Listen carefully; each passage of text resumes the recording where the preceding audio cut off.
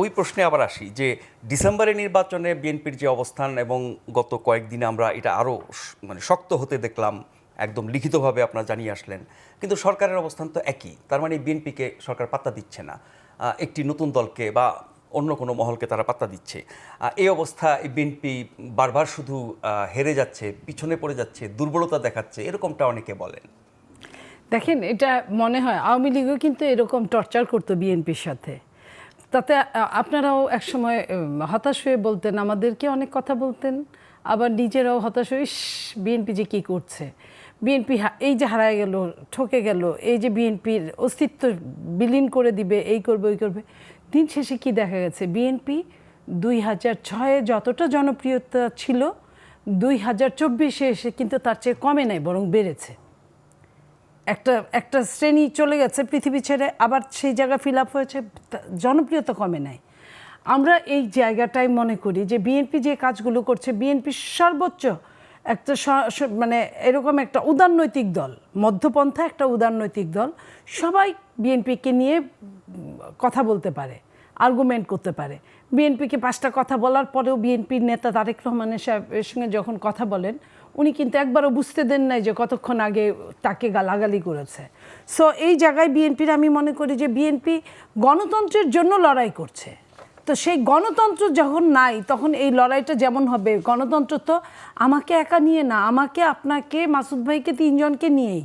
তো 3 জন মিলে যখন লড়াইটা হবে তখন গণতন্ত্র হবে। আর এই সরকারকে একটা সুযোগ দেওয়ার, যেটা বিএনপি সর্বোচ্চ সুযোগটা দিচ্ছে, যে এই সরকারটাকে বিএনপি বলেছিল যে এই সরকার আমাদেরই সরকার, এই সরকারের ব্যর্থতা মানে আমাদেরই ব্যর্থতা। সো কোনোভাবেই এই সরকারকে ব্যর্থ হতে দেওয়া যাবে না। তারপরেও যদি ব্যর্থ হয় তাহলে আমাদের কিছু করার নাই। এই তারপরেটা অতিমাত্রার সমর্থনের সুযোগ কি নিচ্ছে সরকার? হ্যাঁ, অতিমাত্রা সমর্থনের সম্পূর্ণ সুযোগ নিচ্ছে। কিংবা এমন হতে পারে, তুমি কি বললা, আমি কিচ্ছু মনে করলাম না, কারণ ইতিমধ্যে কিন্তু সবাই বলা শুরু করেছে, সবাই, আমি শুধু 2-1টা মাসুদ কামালের কথা বলবো না, যে এই সরকার বিগত সরকারের মতো করে কথা বলে। তার কথার ধরনগুলো কিন্তু অগণতান্ত্রিক, স্বৈরাচারী প্যাটার্ন, আপনার হায়ানা প্যাটার্ন। তো সেই প্যাটার্নের কথা বলে আপনি দেখেন, এত বড় সে যে নাটক করলো, সেই নাটকে বলা হলো যে সে ইস্তফা দিতে যাচ্ছে পদে।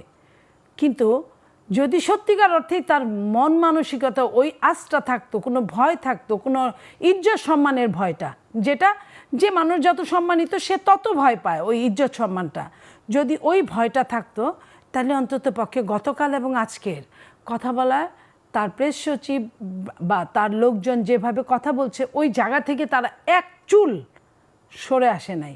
তার মানে তারা কি নাটক করছে? এই নাটক তো শেখ হাসিনার নাটককে অনেক আগে উতরাই গেছে।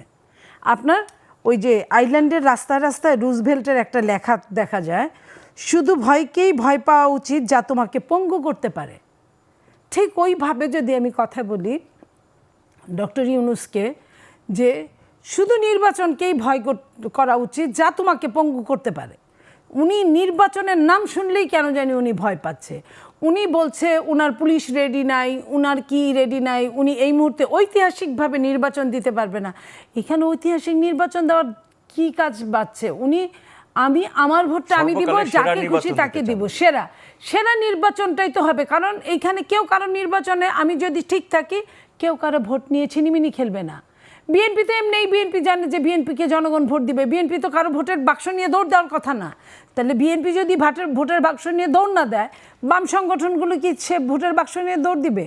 আর বিএনপি যদি সঠিকভাবে পাহারা দেয়, নির্বাচন কমিশনকে অভিযুক্ত করা হচ্ছে বিএনপির পক্ষ না। বিএনপি কি নির্বাচন কমিশন বানাইছে? সরকার নির্বাচন কমিশন বানাইছে। এটা সরকার বউ মায়েরা ঝি শিক্ষা করছে, এটা আমাদের কিছু বলার নাই। সরকারের কাকে দিয়ে এই কথাগুলো বলায়? সরকারের বিশেষ একটা দল, নিবন্ধনবিহীন একটা দল, নূতন সরকার যেটা করেছে, যেটা কথিত আছে যে ডক্টর ইউনূস সাহেবের কাছে 1/11-র সময় তাকে ক্ষমতা নেওয়ার জন্য বলা হয়েছিল। উনি নাকি বলেছেন যে কয় বছরের জন্য, উনি 8-10 বছরের নিচে থাকতে রাজি হন নাই। যখন উনি এই টাইমের, যখন 2 বছর শুনেছেন উনি রাজি হন নাই, বিধায় উনি ওনার এক সহকর্মীকে, বন্ধুকে ওই জায়গাটায় স্থলাভিষিক্ত করেছেন। না, অন্তর্বর্তী সরকার তো 3 মাসের জন্য হওয়ার কথা, টেনে টুনে গিয়ে 2 বছর এইভাবে ওটা 3 মাসের জন্য হওয়ার কথা ছিল। কিন্তু আমি ভেতরের কথাটা বলছি, পরে যা আমি শুনেছি বা পড়েছি, ঠিক একই অবস্থায় এইবারও উনি যখন ক্ষমতা আসলেন, তখন তো মনে হয় যে ওইটা উনি যাদের সঙ্গে কাজ করেন, যেখানে চলেন, বাংলাদেশের চেয়ে যে জায়গাগুলোয় বেশি থাকেন, তাদের হয়েই তো উনি কথা বলতে কাজ করতে আসছেন। আমাদের হয়ে কাজ করতে আসলে চট্টগ্রামের তো এত নাড়াদশা হইতো না, আমি গ্রামের ভাষায় বললাম, এত নাড়াদশা হইতো না, একটা চট্টগ্রামে 4-5টা জিনিস নিয়ে টান শুরু করতো না। এবং উনার নারীপুতা জায়গা ওইখানে, সেই জায়গাটাকে উনি বিক্রি করতে দ্বিধা করছে না। তো উনি, তার মানে কি উনি ওই যাদের সাথে কথা বলে আসছেন তাদের সঙ্গে কি উনি 8-10 বছরের চুক্তি নিয়ে আসছেন? বাংলাদেশের মানুষ কিন্তু ভীষণ মানে পিচ্ছিল। এই জাতি কিন্তু কখন কোন দিকে চলে যায় কেউ জানে না। এই জাতি থাকতে থাকতেই কিন্তু অনেক কিছুই করে ফেলতে পারে। সো এটা উনি যদি মনে করে, ওনাকে অনেক কিছুই আল্লাহ দিয়ে দিতে পারে হয়তো বা পৃথিবীর জন্য, কিন্তু বাংলাদেশের জন্য অনেক দিনের শাসক দিয়েছে, এটা আর যাই হোক আমি বিশ্বাস করি না। নিশ্চয়ই বাংলাদেশের মানুষই তার অবস্থান বা মতামত তুলে ধরবে। যারাই যখন সরকার থাকুক না কেন, কেউ যখন জনবিরোধী, গণবিরোধী, দেশবিরোধী কোনো অবস্থান নেয়, তখন জনগণই সেটা জবাব দেয়।